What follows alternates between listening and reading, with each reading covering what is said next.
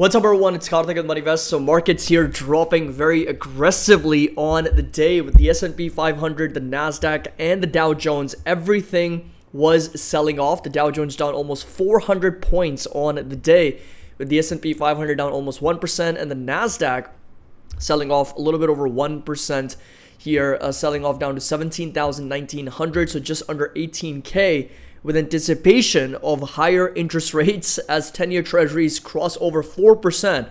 Not to mention volatility here spiking back up to over 22.65, up almost 18% on the day. There's a lot of things that we have to discuss here in this market update, and these are things that we have already talked about in our previous updates, that we have to be ready for this type of volatility spike, because October tends to be a month of a lot of uncertainty because there is going to be inflation numbers coming up. There's also the elections coming up in November, as well as the earnings season getting started. So we've got lots of things to worry about in the month of October. However, at the end of the day, when everything is said and done, when the dust settles, there's going to be buying opportunities, and that's exactly why I'm here, to prepare you for those buying opportunities. A revised version and a new version of our shopping list is going to be published in the month of October. So if you want to check out our Discord and our Patreon with that 16% annual discount, and also get access to all the trade alerts, options portfolio updates, members only videos, MoneyVest website access, our dashboard, everything's going to be available with the link down below. And we'd love to have you on board. And like I said, with this volatility spike, I will be sharing our brand new revised and updated version of our shopping list, including more stocks. So there's going to be close to 40 to 45 stocks and ETFs to go over all the fair values, the buy targets, the light buys, heavy buys, so you can be ready, you can be prepared if and when the volatility continues to go up here. And of course, we see almost all sectors selling off. The only sector that was pushing higher on the day, of course, was energy, because oil prices were higher. So energy was up over 0.35% as crude oil prices continue to push higher on the tensions over in the Middle East, as there's significant conflict escalations. And of course, the 9% of the airspace getting essentially blocked for most of the major airlines. So lots to discuss. As always, make sure that you drop a like, subscribe to the channel. Like I said, links going to be down below if you're interested in joining us. Nvidia somehow still managed to close up over 2.2%. I rolled out my Nvidia contracts in the options portfolio, sent out the alerts in our Discord all the way out to November 1st, and also unlocked another $1 in capital gains, $1 profit per share in capital gains, and also received a nice little net credit of rolling this option further out 3 weeks. And Apple here, Google, Meta, Amazon, Tesla, Microsoft, everything was selling off. So if you take a look at the damage in the market, come over to our MoneyVest platform and you'll take a look at over $500 billion sell-off in the S&P 500, down over 1%, with over $518 billion sell-off here, essentially getting erased in market cap. And big three, of course, over 57 billion. We had Magnificent 7 over 231 billion, and top 10 about $250 billion out in market cap. And if you take a look at some of the biggest losers on the day, of course, Apple, $78 billion loss, Amazon over $61 billion loss, Google 52 billion. We got Microsoft almost 50 billion, Tesla 32 billion, Meta 29 billion, Walmart, Adobe, they were all selling off on the day. And some of the stocks that were pushing higher, of course, thanks to Nvidia, this market sell-off was not as bad as what it was. Like, it could have been much worse. Almost $70 billion here on the day selling off. Eli Lilly over $10 billion in again gains. Pfizer, ExxonMobil, then we got Abbott Laboratories. PayPal actually ended up doing pretty well, up over 1%, so outperforming the markets here significantly. Once again, up almost $1 billion, on the day. And if you come over to the market calendars, we've got both earnings and economic calendars. I think it's really important to note that not only do we have inflation numbers coming out, so if you come over to our economic calendar, remove for low and medium impact items, you'll notice that we have inflation numbers coming out on Thursday and FOMC minutes scheduled for Wednesday. So those are the two really important days from an economic standpoint. FOMC minutes on Wednesday, 10/9, that's going to be at 2 p.m. Eastern. It's going to give us a little bit more insight into what was discussed in the previous meeting. And of course, Thursday, the very important day, also Tesla's robotaxi event, we've got CPI numbers, and the estimated numbers are 0.2% for core CPI month over month, year over year for headline to be sitting at 2.3. But then if you exclude for food and energy, then core CPI expectations year over year are 3.2%. And headline inflation to have increased month over month by 0.1%. So those are the expectations from analysts on Wall Street.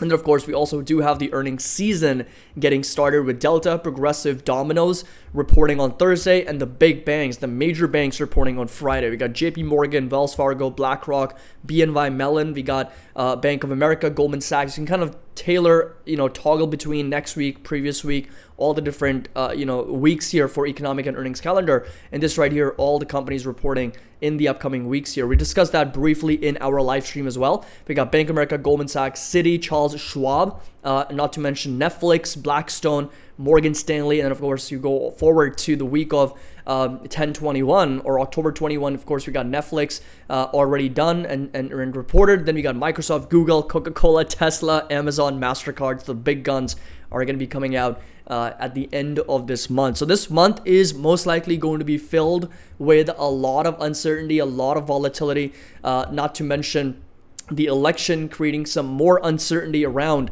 the markets and who's going to be in the office. But this right here, of course, was the state of the Magnificent Seven and the state of different sectors.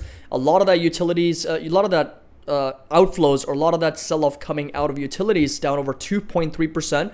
Followed by discretionary, followed by communication services. Then we had financials. Pretty much every single sector was down anywhere from 25, 30 basis points to as much as over 2%. And energy, the only sector that managed to eke out a gain. So US crude oil jumps more than 3%, closes of $77 as market waits for Israel strike against Iran. So again, there's been a lot of tensions building up over in the Middle East, causing a lot of chaos over in the oil prices, pushing back up to $76. And that's really what's causing a lot of pressure on inflation as well. Because, as prices for crude oil goes up, the prices for gas at the pump goes up, and that increases the cost for a lot of goods and services, for transportation, and as a result, that reflects in overall CPI, PPI numbers to follow. So although I don't believe that this report that we're going to get in the next 2 days on Thursday is going to reflect some of these price increases, because this is mostly happening in October. So if you come over to the monthly time frame, you'll notice that October, we've seen a massive 12% increase in crude oil prices. The last 3 months, we were on this consistent sell-off. So we were down in the month of September by over 7%. So I do still believe that this inflation report that we're going to get for the month of September can still show progress on inflation.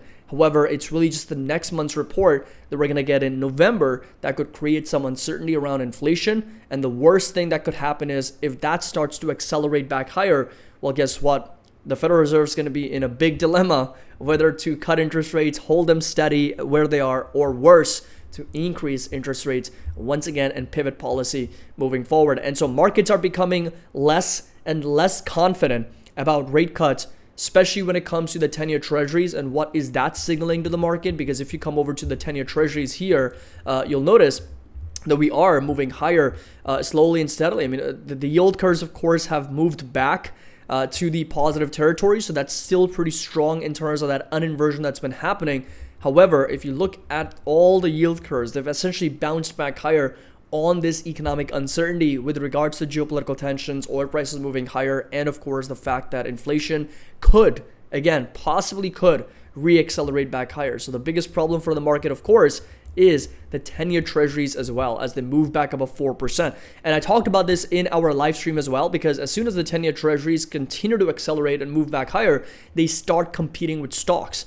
They start competing with equities for capital, right? It's really just becomes a competition of who's going to attract most liquidity when yields are offering over 4%. They've moved up over 11.4% in the last couple of weeks here, up over 40 basis points. And now you've got a real return. Now you've got a net basis real return against inflation, because if inflation is sitting at around 2.5 to as much as 3.2% based on headline and core, and you're getting a 4% yield on the 10-year treasuries, right? That's risk-free, backed by the US government. what are you going to choose, right? Again, with equities, there comes a lot of volatility. Not to mention the fact that in the last 12 months, the markets are already up over 30%. And that, of course, historically has not had the best track record for the market. October tends to actually be one of the worst months, in a year where the markets are up over 30% in the last 12 months. So this time around in 2024, we're going into October with a 34% gain, going from last 12 months. So basically going from November all the way through September, right? So that's a 34% gain. And so we're going into this October with a very significant upside already that's been realized by the market. So 16.7% probability that it's going to be higher. So those are not those great odds. And the average and the median loss of about 4.3 to 2.5%.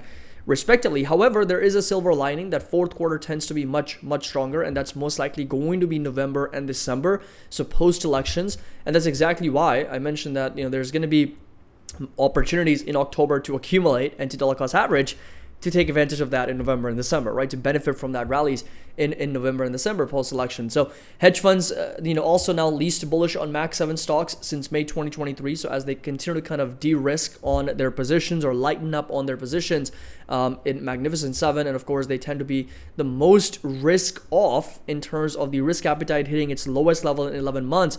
Definitely goes to show that there is a lot of money, there's a lot of capital sitting on the sidelines just waiting to be deployed. That's going to most likely be post elections, post FOMC, and once the markets have that certainty of what exactly is going to happen moving forward. And this right here, of course, is October seasonality for volatility.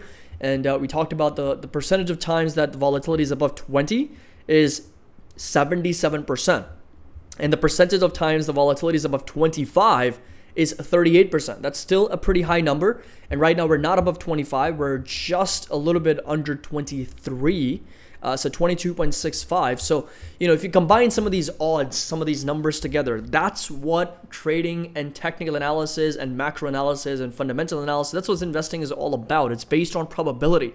There's never going to be a sure shot 100% answer in the markets, right? So if you're looking for the crystal ball, unfortunately, you're never going to find it. It's all about probabilities. It's all about historical analysis and the data, and letting that guide your decision making based on the different numbers, the probabilities that you can come up with. So what I have learned about October in my analysis is volatility in the last 13 years has been above 25, 38, almost 39% of the times. And if the last 12 months, the markets are up over 30%, October has only a win rate of 16%. So that's a really low win rate with a relatively high volatility above 25 probability. So that's a very high rate of 30, 39%. And you've got elections, earnings, FOMC, inflation, acceleration. You've got geopolitical tensions. So there's a lot on the sidelines to be uncertain about. So there's no rush for us to be dollar cost averaging or deploying capital. Let the prices come to you. Let the markets come to you. That's always been the motto of this channel, is that let the prices come to you. Be patient. Allow for prices to give you those deals so that you can take advantage of those. Now, in terms of the VIX futures term structure, markets are still expecting about a 22 and a 3 handle on the volatility, and we've got backwardation in the tune of 8.5% now. So that again is a very high number where, post-election, the markets are expecting for the VIX to get crushed down to 20 and preferably lower, down in the 19s, once again sub 20. But the backwardation is now in the first two futures contracts, because not only in the first M1, M2, but also M2 to M3, we are in backwardation by over 3.08%. So those are actually pretty significant warning signals from the market, expecting volatility to be higher as presented by the VIX futures term structure here. And this is where we are. The Money Vest Index is now down to 3.69, so we're heading closer and closer to 3.5. Volatility pushing up to 22.65 is putting us back in the 74th percentile. That's the only greenery that we're seeing right now. And of course, backwardation of 8.5%. And we got majority of stocks still trading above their moving averages. And in my opinion, that is slowly and steadily kind of shifting back lower. We talked about this in our weekend update as well, as I went over some of these charts. Right here, you can see the significant downside coming in for stocks trading above their 20 simple moving average, coming down to 47.21. And again, these two charts also coming down a little bit, getting more weaker from a technical market breadth perspective. So that's where we are, just waiting for the markets to give us the right signals, to give us better opportunities, better risk reward to dollar cost average into the market. That's really what it comes down to. We're going to keep it super simple, not going to complicate it at all. And this right here is the volatility spike that we witnessed on the day today, up almost 18%. That's actually pretty significant, so to speak. And again, getting back up to 22.65. And if you do see higher volatility readings and again a bigger spike, then we're going to be ready to dollar cost average. And that's why I'm going to be sharing a brand new revised updated version of our shopping list, and that's going to be shared as a spreadsheet and not screenshots. I'm getting a lot of feedback on that, so I'll be sharing a spreadsheet with all the 37 to 40 to as much as 45 stocks and ETFs to dollar cost average into some of the highest quality companies with the highest M scores on our MoneyVest platform that are also going to be having the buy targets, the light buys, heavy buys, aggressive no-brainer buys, fair values, everything included in our spreadsheet. So again, link's going to be down below if you want to join, be a part of our MoneyVest community. And coming over to the S&P 500, this right here is the overall chart that we have discussed in our previous updates here. So you can see that we are consolidating sideways for the most part, just trading in that range, and support level is going to stay put at 56.64 for S&P 500. So pretty decent drop, almost 1% lower. And again, if the volatility keeps on pushing higher and the markets start to rotate back down a little bit further, some levels to keep in mind, as we have already discussed. The first support is going to be right about there, down to as low as here, to as low as over here. So those are the three levels to keep in mind for S&P 500. The first one around 56.65, down to as low as 55.22, down to as low as 5400 for S&P 500. Talking about the NASDAQ, and NASDAQ also well within the context of this uptrend, as we have discussed. So selling off over 1% on the day here. So very, very aggressive sell-off. And this right here is going to be that higher low for the NASDAQ as well. So if you continue to break down, that's going to be that level around 17,700. A bigger breakdown can send us even lower, down to 17K. And that's going to be that next target and that next area of support to watch for the NASDAQ composite.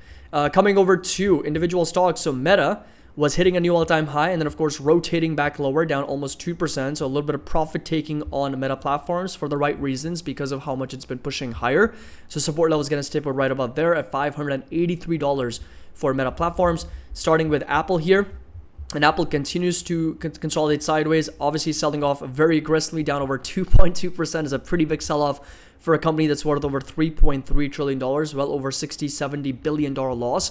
And this right here is going to be sitting right there as the area of demand, and that support roughly in the 218s down to 215s for Apple moving forward. Amazon also with an aggressive sell-off, starting to break down below that $180 level. And next target is going to be down at $173 for Amazon moving forward as well. So a lot of consolidation sideways, and resistance is going to stay put at $189, close to $190 for Amazon.